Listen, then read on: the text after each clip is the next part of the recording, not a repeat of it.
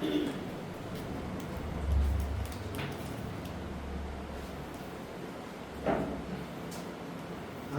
na po natin i-discuss ngayon yung sa Valentine's Day. Sa ano na natin i-discuss? Para hindi malilimutan ng mga tao. So ngayon, sisimula tayo ng bagong series natin. Kung di ako nagkakamali, ginawa ko yung lesson plan nito. Meron tayong siyam na lesson sa ating church covenant. Sige po, aaralin natin yung lahat ng nakasulat sa ating church covenant o yung isinusumpa natin sa harap ng Panginoon kada araw ng Santa Cena. Gagawin din naman natin ngayong araw, mamayang gabi. So ngayon po, bilang panimula siguro, tignan muna natin yung unang parte ng ating church covenant.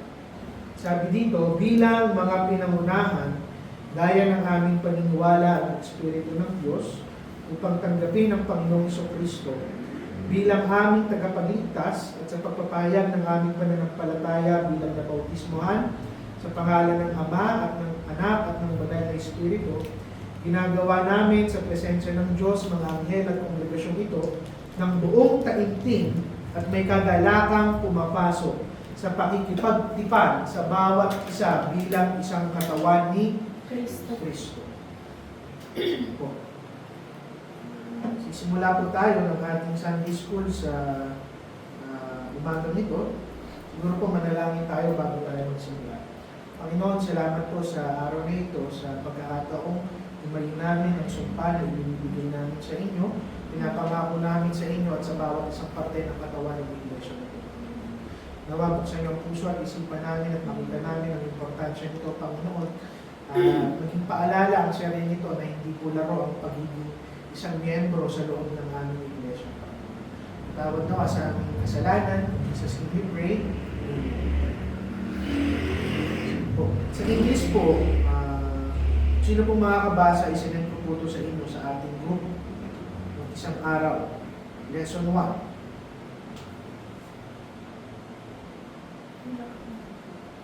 Sino po makakabasa? Having been baptized, ano pong sabi doon? Yung dulong part.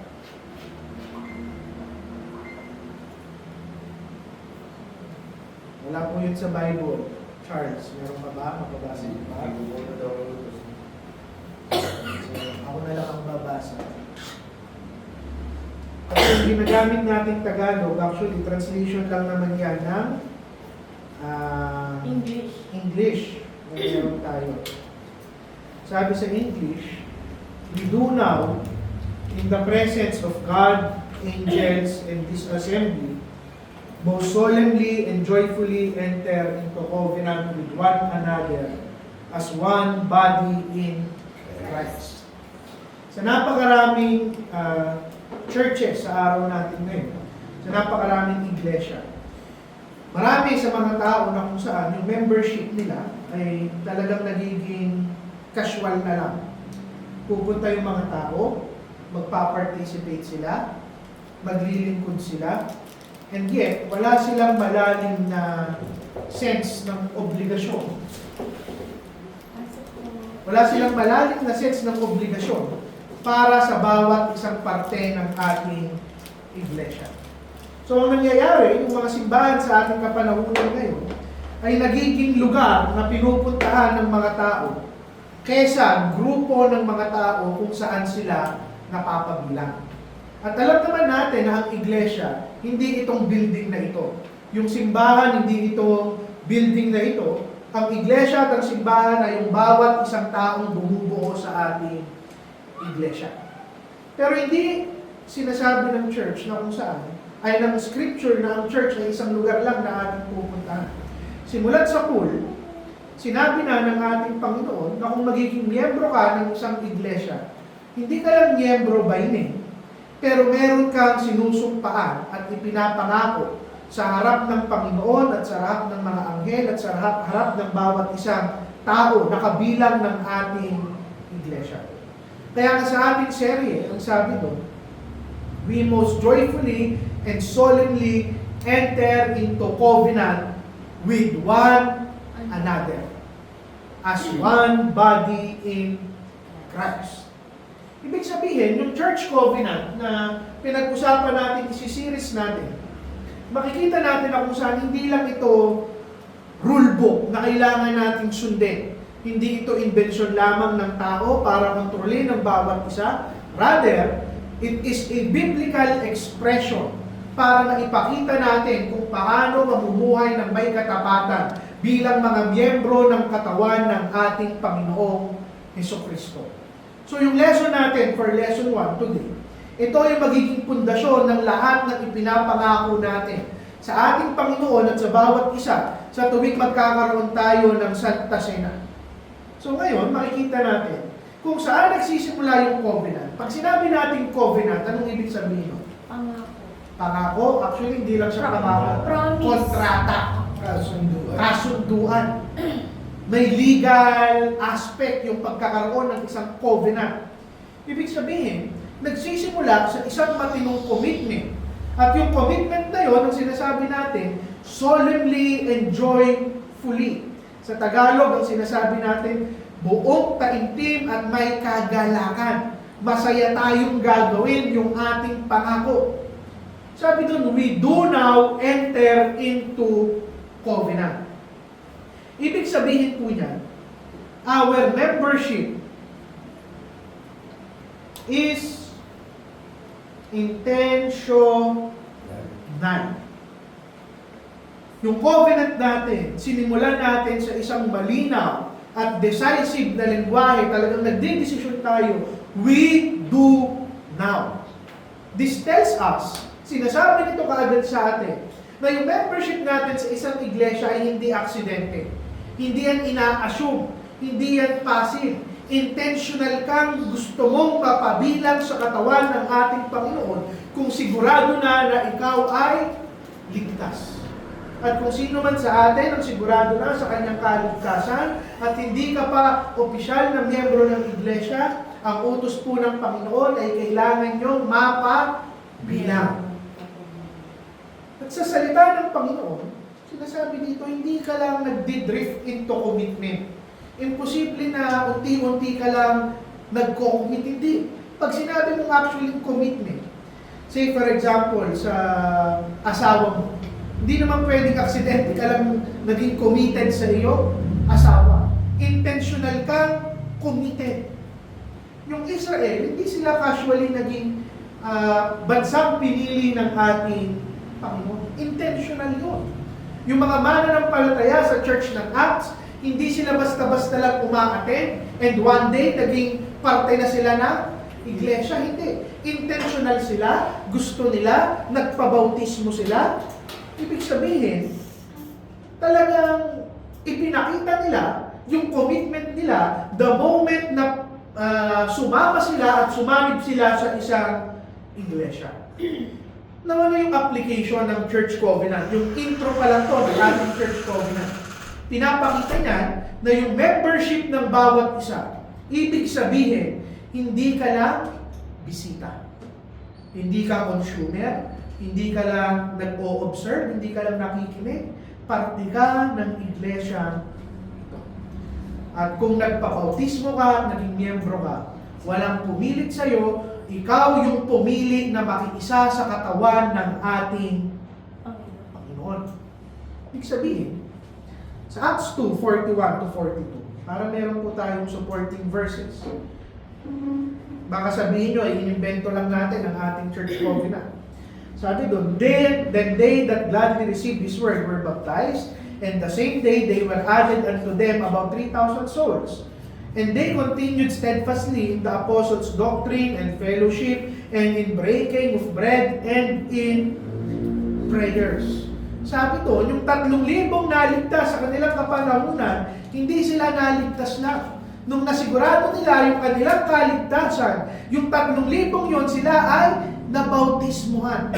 Sila ay naging parte ng isang iglesia. Hindi sila nanatiling mag-isa bilang mga Kristiyano. Inilagay sila ng Panginoon sa iba't ibang parte ng kanyang katawan.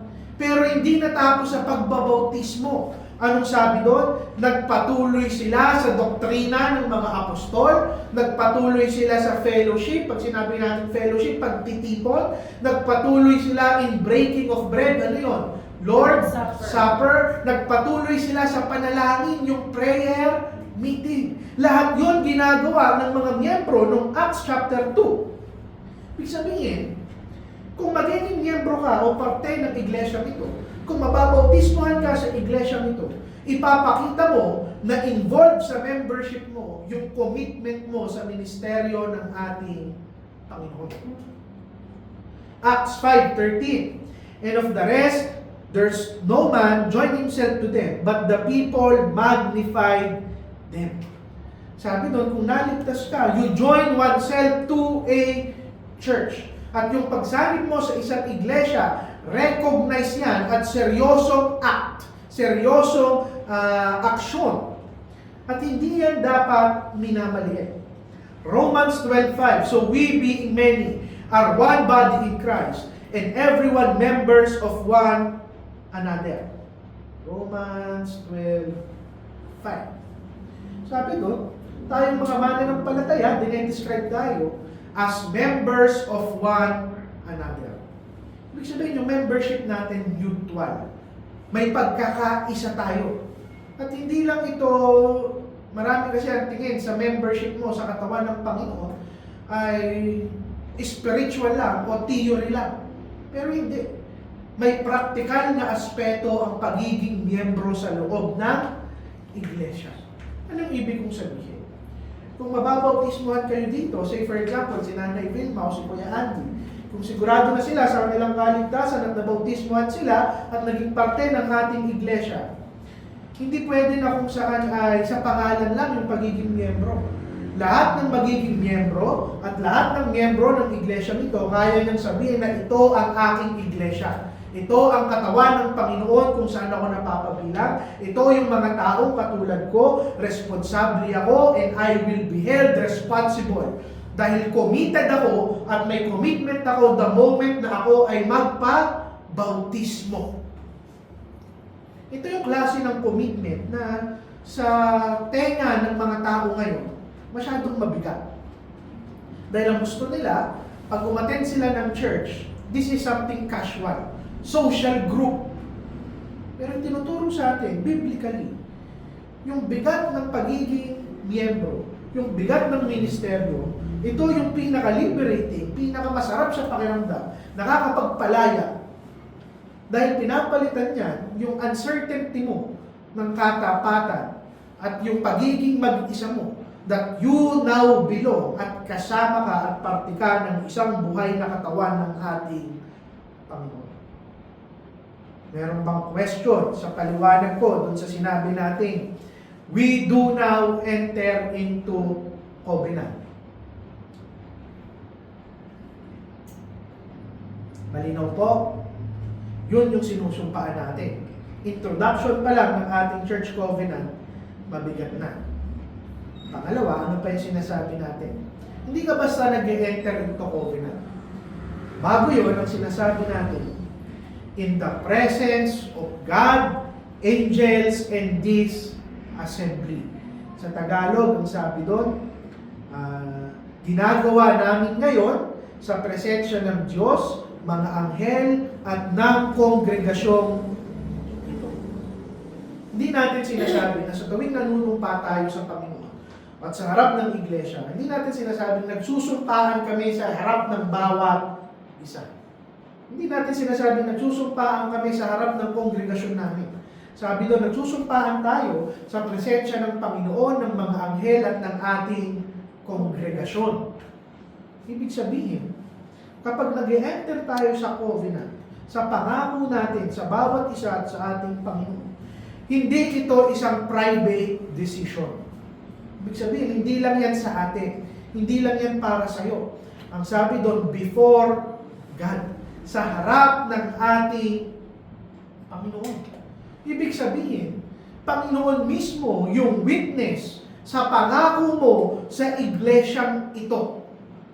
Meaning, your church membership is therefore an act of worship. Yung simpleng katotohanan na parte ka ng isang iglesia, parte ito ng iyong pagsamba sa ating Panginoon. At kapag nagsusumpaan tayo ng covenant sa bawat isa, na gagawin natin mamaya sa ating Lord's Supper, ibig sabihin, hindi ka lang nangangako sa tao. Hindi ka nangangako kay Pastor, hindi ka nangangako kay Charles, hindi ka nangangako kay Lola Joy, hindi tayo nangangako sa bawat isa. Nangangako tayo sa Panginoon na binili ang iglesyang ito sa pamamagitan ng kanyang dugo. Pangalawa, sabi ko, hindi lang sa harap ng Panginoon, sabi, sa harap ng mga anghel. Itinuturo sa atin ng salita ng Panginoon na ang mga anghel, talagang mga ministering spirit sila.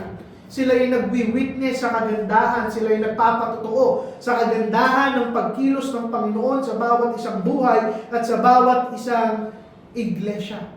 Ibig sabihin, nire-remind tayo at pinapaalala sa atin na yung pagiging parte ng isang iglesia, this is far greater kesa sa mga bagay na ating nakikita. Tandaan nyo, the moment na maligtas ang isang tao, ilang anghel ang nagdidiwang sa kalangitan, libo-libo. At yung unang utos na kapag naligtas ka, ilagay ka sa isang tamang iglesia. Pangatlo, hindi ka lang sa harap ng Panginoon at harap ng mga anghel. Sinasabi natin, sa harap ng buong kongregasyon. Ibig sabihin, public. Publicly, sa harap ng lahat ng tao, sasabihin natin na parte ako ng iglesia nito. Hindi dapat itinatago at hindi ikinakahiya yung pagiging parte ng katawan ng ating Panginoon. At pag sinabi natin pumapasok tayo sa isang covenant, sa isang pangako, kaharap ang buong iglesia, ibig sabihin nun, hindi lang kayo accountable sa akin bilang pastor. Accountable tayo sa bawat isa. Hindi po kayo kay pastor lang nangangako. Nangangako tayo sa Panginoon, sa harap ng mga anghel, at sa harap ng bawat isang parte ng ating iglesia. Ibig sabihin, the moment na pumasok ka sa isang iglesia, hindi pwedeng private yung buhay mo. Hindi pwedeng itinatago mo ang iyong buhay. Sabi ko nga sa inyo, itago nyo na yung buhay nyo sa buong mundo. Huwag lang sa ating iglesia. Dahil hindi na tayo magkakaiba.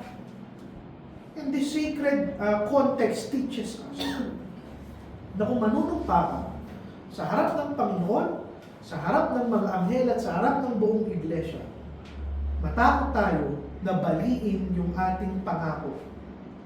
Maliitin yung ating pangako dahil hindi ito maliit na bagay. Seryosong bagay yung ipinapangako natin kada unang linggo ng buwan sa harap ng ating Panginoon. May question po ba bago ako mag-proceed? Question. Doon lang, Lola Max, sige. doon lang, Pastor, sa may membership. Ako kasi, before ako i-baptize ng Servants of Grace sa Pagray, it took a long time, talagang almost 1 year. Ang nangyari kasi sa akin, though nakakilala ko din pa lang sa sa Bible study, ngayon nag-aano na ako. Pero minake sure nila na talagang ligtas ako sa pamamagitan ng yung ano sila sa akin ng doktrina, nagtuturo. Ano yun personal. Nagtuturo sa akin si Pastor Gilbert ng mga yung doctrina practices na kung saan pinapaliwanag niya kung ano yung papasukin ko. So, hindi siya dapat yung membership, hindi siya dapat yung Pastor, gusto kong mabaptize ngayon, ibaptize mo ko. Hindi siya aga-agaran. Kailangan yung taong magpapabaptize, alam niya talaga sa puso niya na sigurado siya sa kaligtasan niya. Actually po, ang trabaho talaga, ang isang trabaho ng pastor, kung may gustong magpabautismo, bukod sa sinisigurado yung kaligtasan, Kasi part ng pagsigurado ng kaligtasan, yung pagsigurado na alam niya yung doktrina ng kaligtasan. Kasama yun. Pangalawa, na-explain dapat ng active pastor kung ano yung laman ng covenant at ng constitution. Kasi pag naging parte na ang isang tao ng iglesia, dapat unawa niya na ito yung aking Papasukin. Ay, sige po, Lord, makapagawa ko si kayo po muna. Since it is a covenant or parang treaty, sana maunawaan natin na hindi ito katulad ng covenant o treaty sa mga tao na pag nagkaroon ng treaty or covenant or contract ang tao, there is bargaining. Pero yung covenant mo sa church, sa Lord, wala kang iba-bargain doon. All you have to do is to willingly obey. Surrender. Willingly obey. Kaya minsan, kung hindi naiintindihan ng mga nagpabautismo, sila pa yung na-open, bakit ganun? Parang wala akong karapatan. Kaya tandaan natin, yung covenant ng church, hindi ito katulad ng covenant ng tao. Ito ay gawa ng Diyos at salita ng Diyos ko. Kaya walang bargaining ang tao dito. Walang human aspect sa covenant na to, kundi lahat to gawa ng Diyos. At matagal na natin ipinaplanong ituro itong church covenant. Simply because maganda na tuwing unang linggo ng buwan, bago natin sambitin to, baka iniisip nyo na nakasanayan lang at tradisyon lang at pagkatapos ng Lord's Supper ay nanunumpa tayo. Tinuturo ko to para maunawaan nyo at kung bakit nagbibigay ako ng supporting verses, para maunawaan ng bawat isa na hindi natin inimbento ang church covenant. Hindi natin inimbento yung sinusumpaan natin sa harap ng ating Panginoon. Ano yung patunay ko na sagrado covenant natin, yung pangako natin sa harap ng ating Panginoon? Hebrews 12:22 to 23. But ye are come unto Mount Zion, and unto the city of the living God, the heavenly Jerusalem, and to an innumerable company of angels, to the general assembly and church of the firstborn, which are written in heaven.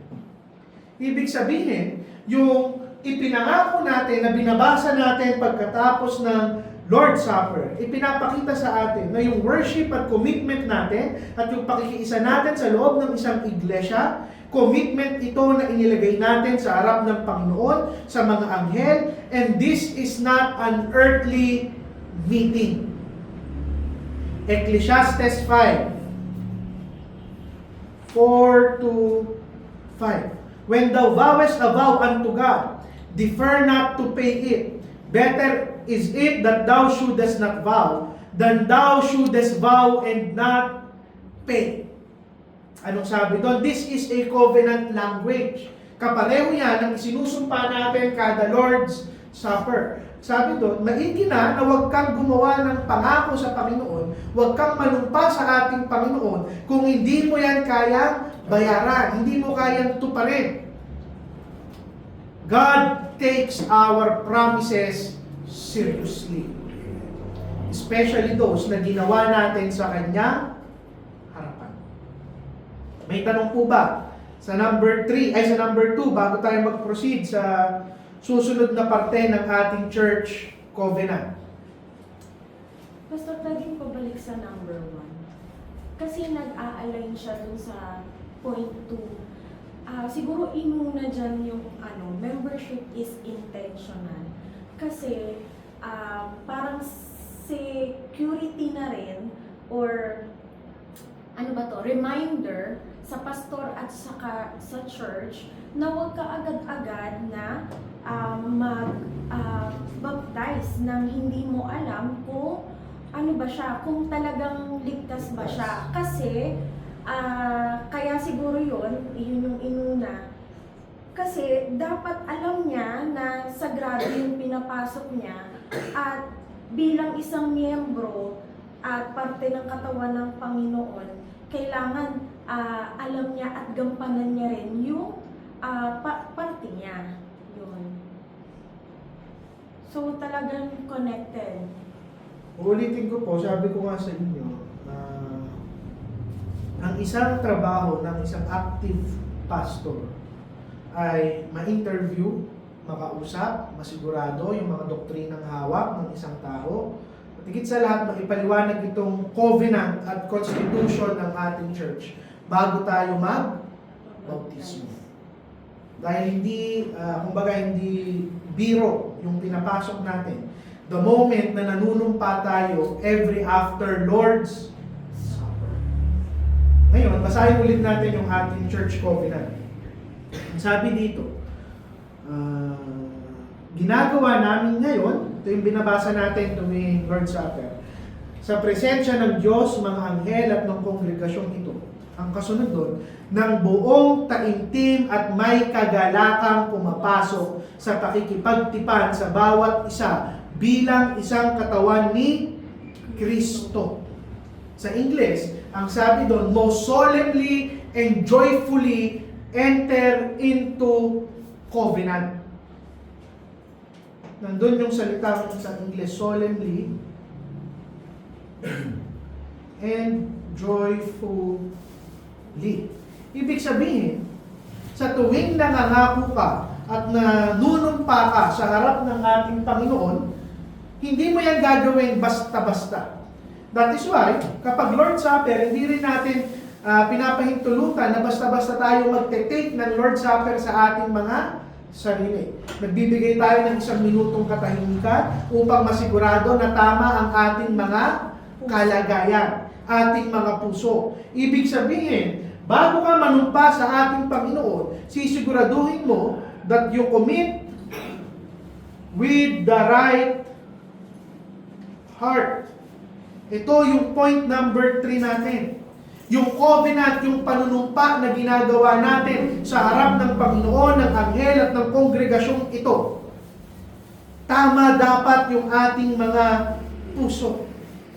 Ano yung dalawang salitang ginamit natin? Solemnly at joyfully. Solemnly, buong taimtim. Yung joyfully, buong kagalakan. At pag sinabi natin solemnly, ibig sabihin, taimtim, seryoso. Yung sinusumpaan natin sa harap ng Panginoon at ng iglesyang ito, seryoso. Ibig sabihin, lahat ng kasunod doon, ano yung mga kasunod doon? Hindi pag-inom, hindi pagtitinda ng mga bagay na nakalalasing, handang laging makipagkasundo.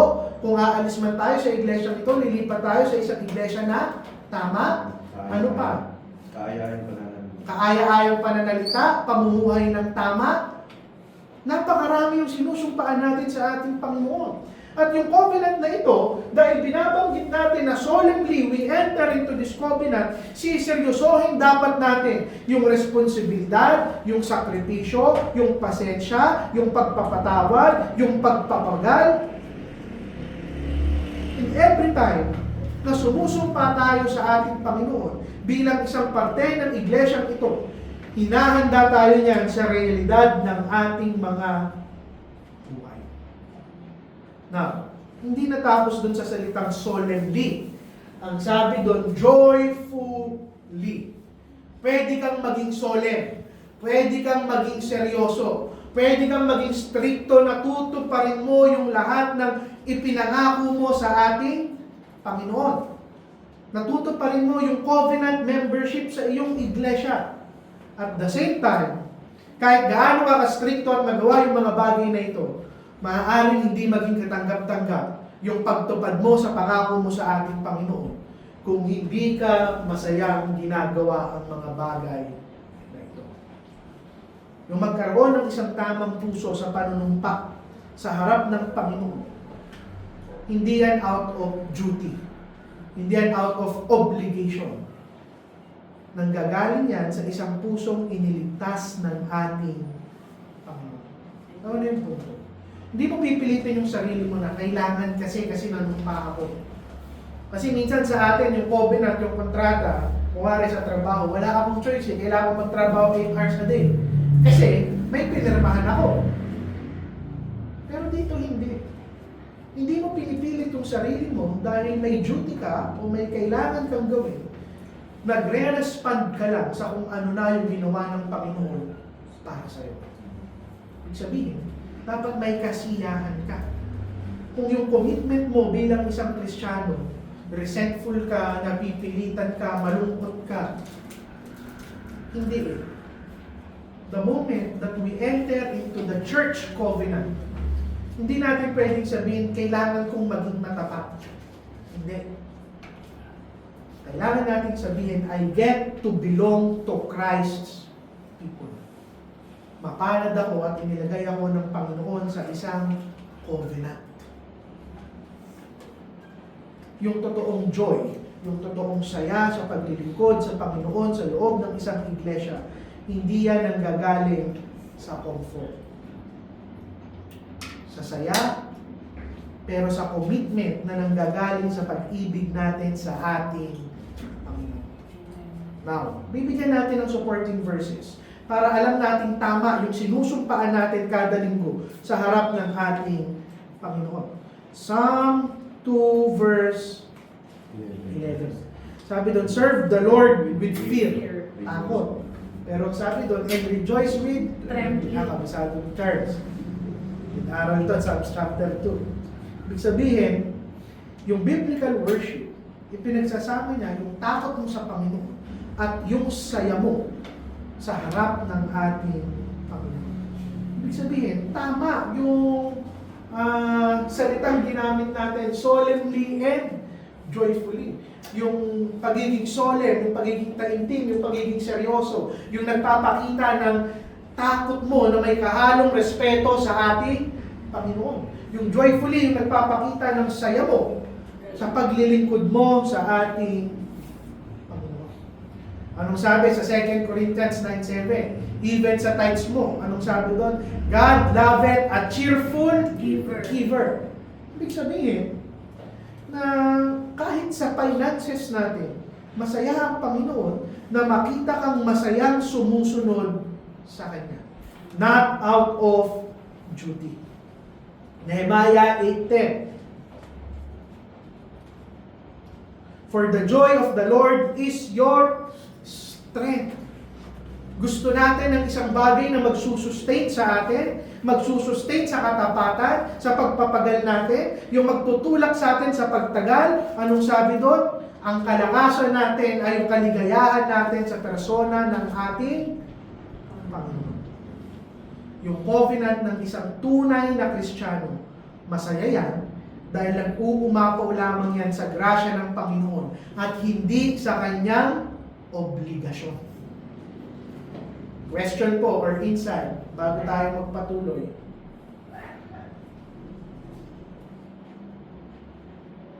Malinaw po? Sige, hindi po natin kayang i-discuss yung buong church covenant natin ha. Mahaba po yun, kaya sabi ko, tatagal to ng 9 na linggo. At ito naman talaga yung ating scheduled na topic. Number 4. Ang sabi doon, sa pangako natin doon, sa English kasi ang sabi, most solemnly and joyfully enter into covenant with one another. Sa Tagalog, ang sabi, ng buong taimtim at may kagalangan pumapasok sa pakikipagtipan sa bawat isa. Yan yung Tagalog to. Mamaya, babasahin po natin ulit to.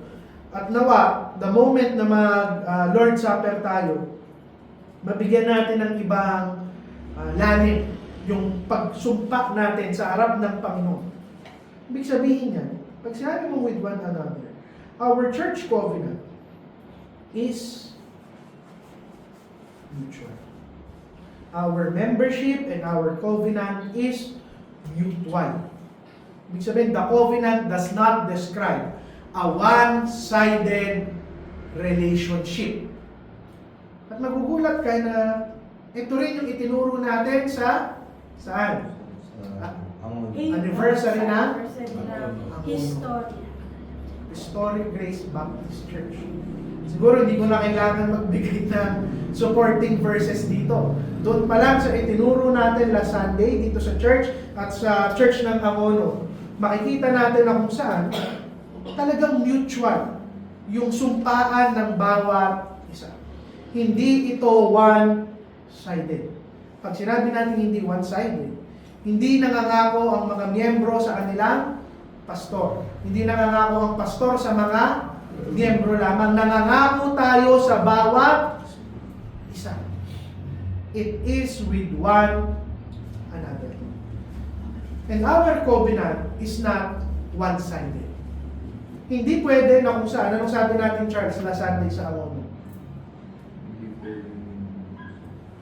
Hindi pwedeng tayo ay consumer sa loob ng iglesia. Anong ibig sabihin natin doon? Sino makakasagot? Kakaturo lang natin last Sunday. Hindi pwede. Charles, gusto mong subukan? Ano, Pastor? Hindi tayo yung basta tanggap ng tanggap. Dapat tayo rin yung nagbibigay sa kapwa natin.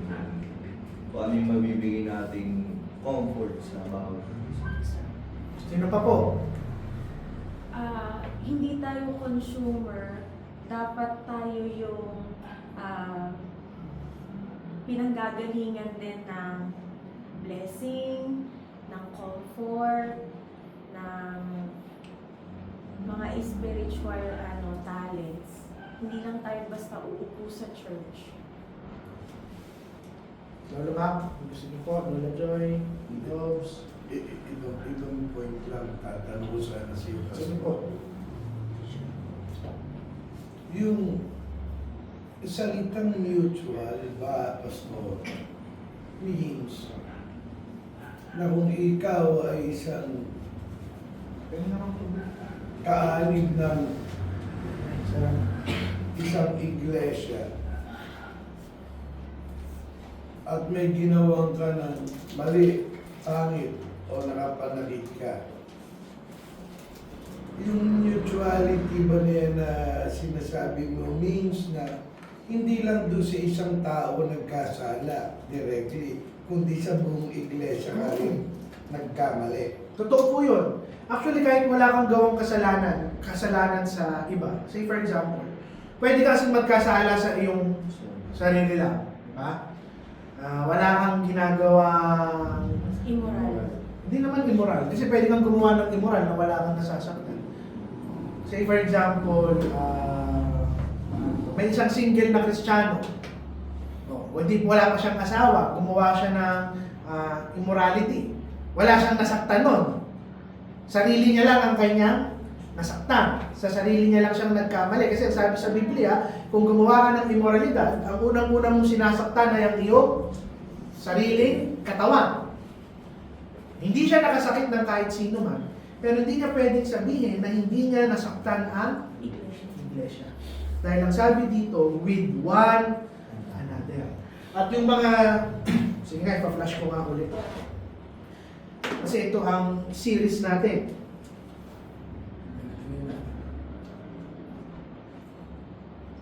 Ayan. Makikita nyo na kung saan lahat yan, kaunlaran, espiritualidad, ordinansa, disiplina, kabanalan, kaaliwan, kaalaman. Ibig sabihin, kung ano ito, parte ng kabanalan ng pamumuhay ng walang immoralidad na ginagawa. So kahit mag-isa ka lang, wala kang nasaktang kapatid, wala kang nasaktang tao, mag-isa ka lang na nagkasala, sinaktan mo ang iglesia. Bakit? Dahil nanumpa ka sa harap ng presensya ng Diyos, mga anghel, at ng kongregasyong ito. Hindi na iba ang buhay natin sa bawat. At hindi totoo na kung saan sasabihin mo, yung kasalanan ko lang yun sa sarili ko.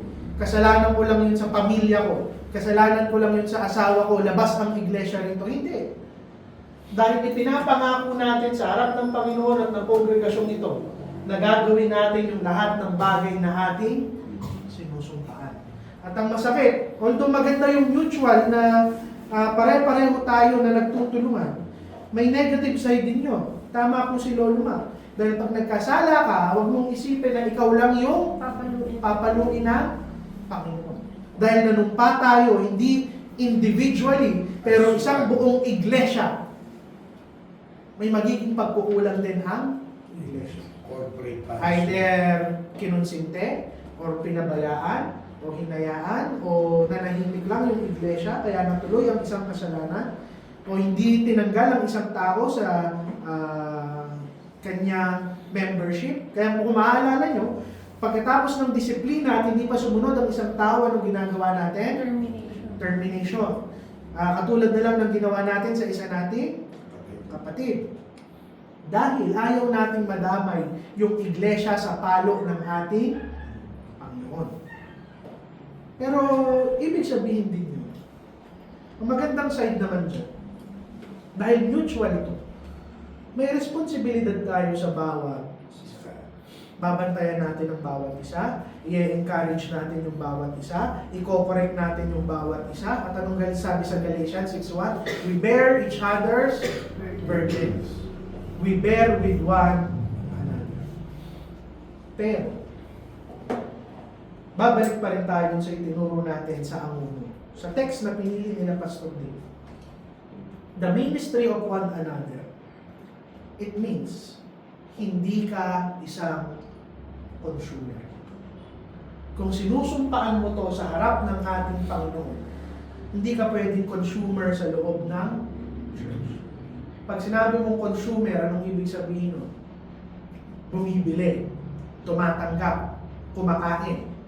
Ibig sabihin, sa bawat isang magiging parte ng ating iglesia, at paalala na rin ito sa mga current members natin at sa magiging miyembro natin, kung maliligtas man sila Nanay Vilma at sila Kuya Andy, na hindi po basta-basta ang pagiging miyembro ng isang iglesia.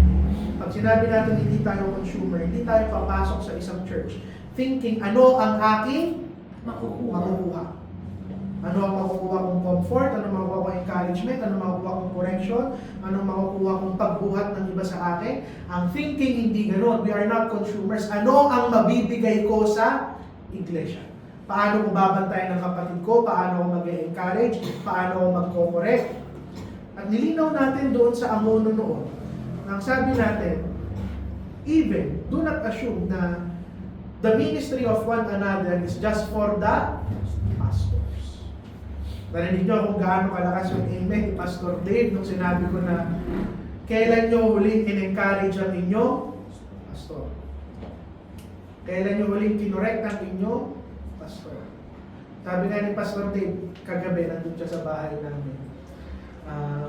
Nakakamiss daw ng mga kapwa niya pastor yung kasama niya.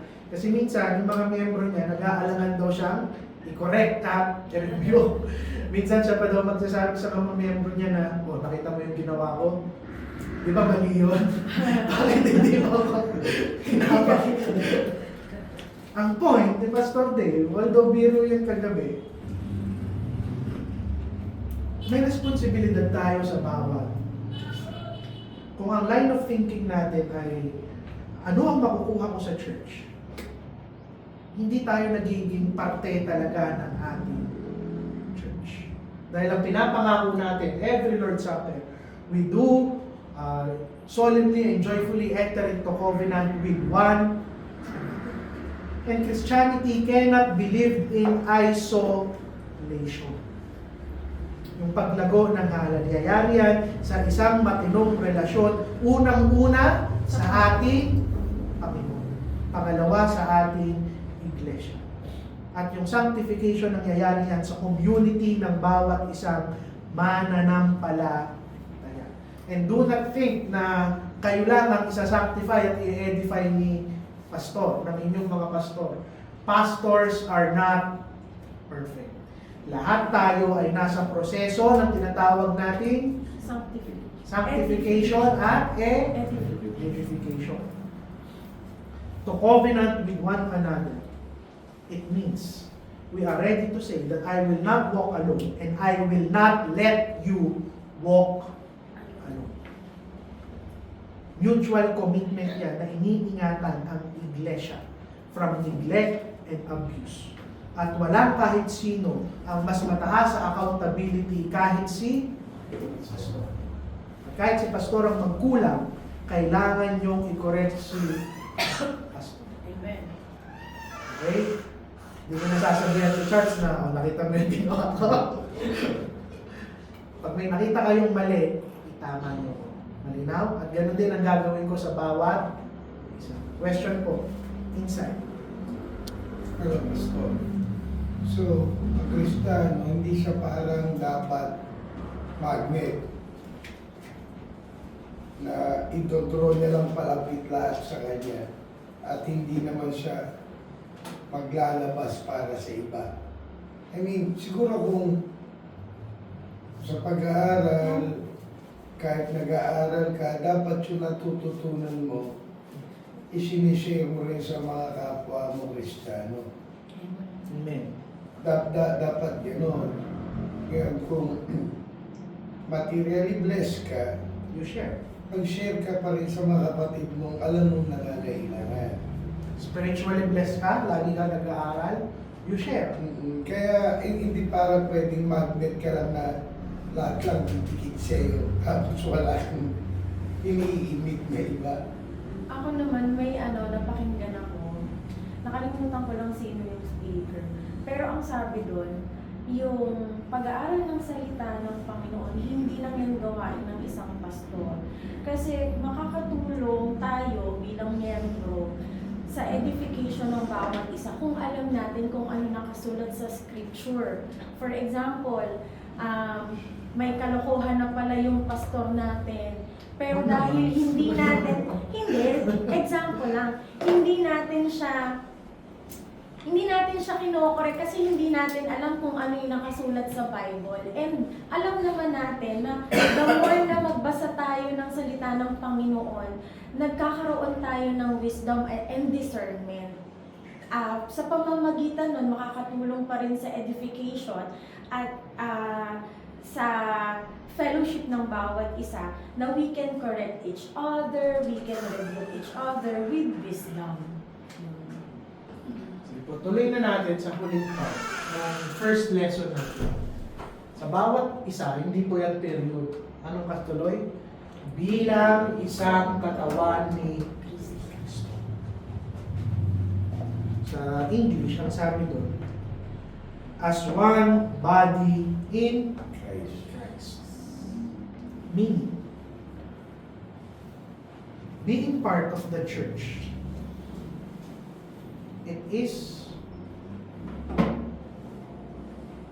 spiritual,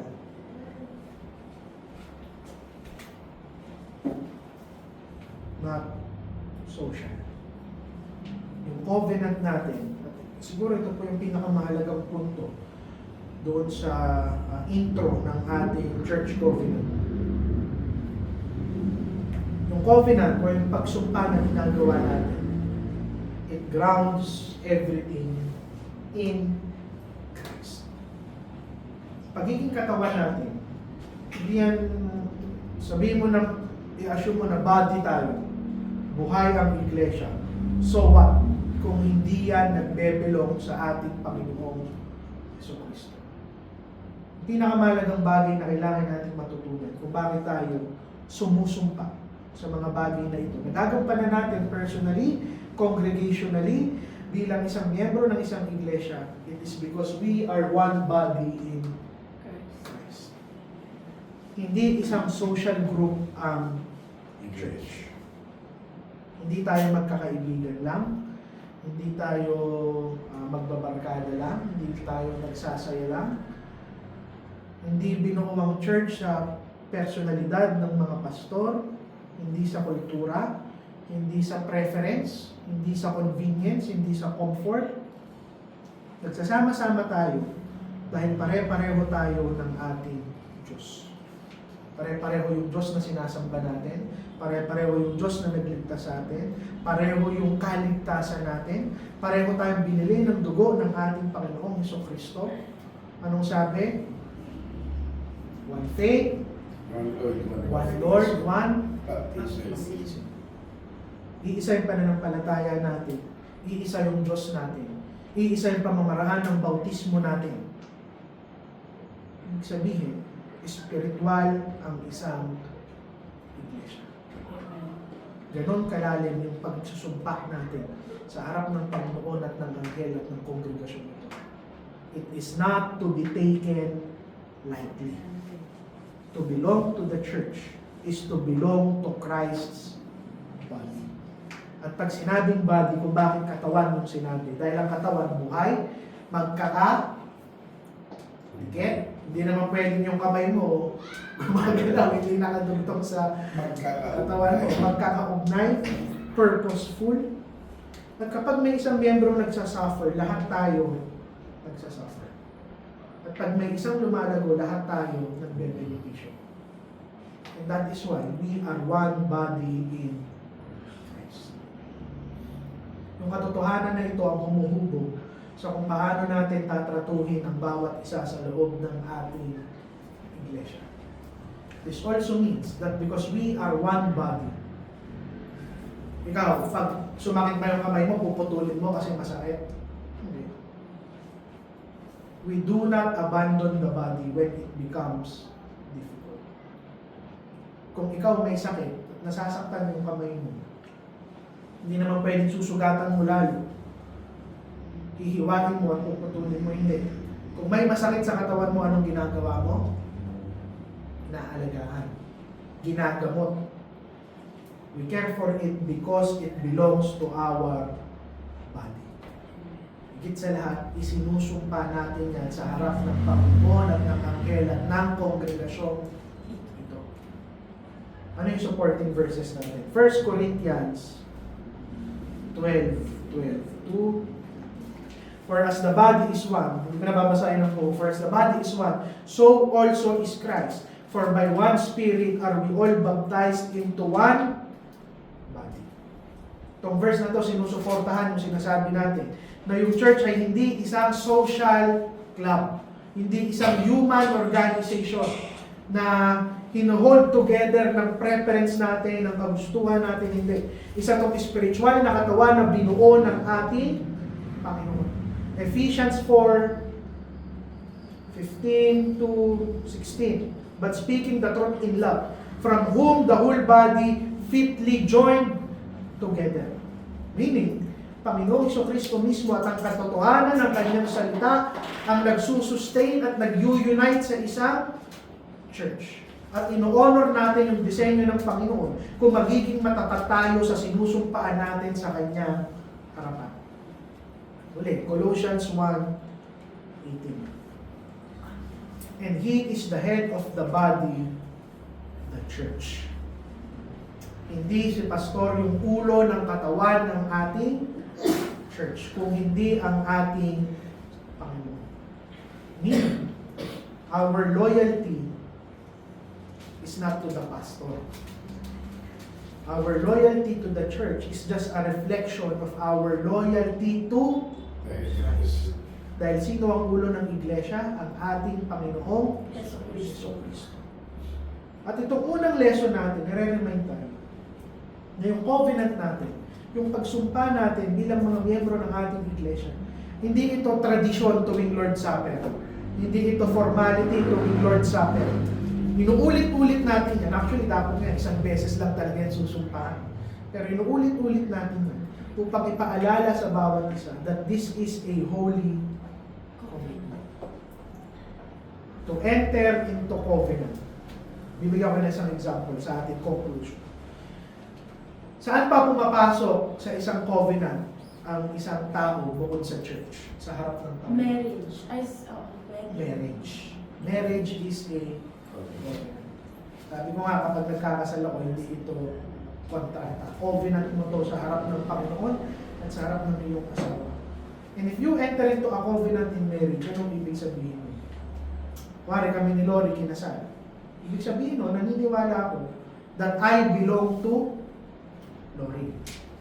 I am accountable sa Kanya, mamahalin ko siya, at mag-e-endure ako sa aming pagsasama. Kaya kasi sinasabi, till death do us part. Tiisan. Tiisan, grabe Lord. Hindi ka nag-iisip sa akin? Ako, matagal na ako nagtitiis sa'yo. Tawa-tawa ka, tiisan hindi. Tiisan na yan. Ganun din yun. To enter into a covenant is to say, I belong, I am accountable, I will love, and I will enjoy. And before tayo mag-proceed sa series natin, napakaganda na hinimay natin yung una nating sinasabi bago yung mga ating ipinapangako. Dahil dito natin matatanong yung ating mga sarili. Yung sinusumpa ko ba sa Panginoon? Nakikita ko ba to biblically o casual ko lang itong sinasabi? Kada unang linggo ng buwan. Niyayakap ko ba yung pangako ko, yung responsibilidad ko, o iniiwasan ko? Namumuhay ba ako as a committed part ng katawan ng aking Panginoon?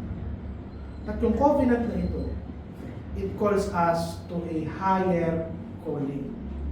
Hindi dapat ito maging burden sa atin kung hindi maging blessing sa bawat isang mananampalataya.